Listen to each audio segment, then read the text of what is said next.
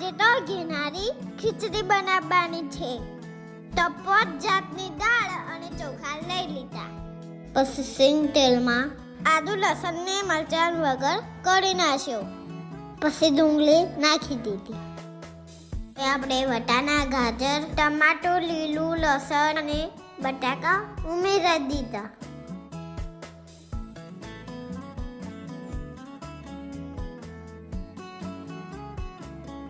હવે મરચું મસાલા કાઢી દઈએ. પછી દાળ અને ચોખા નાખીને પાણી ઉમેરી દઈએ.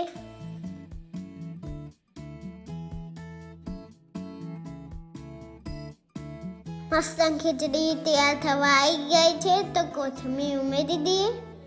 તો જો ફાઇનલી આપણે ઘીનારની ખીચડી તૈયાર છે.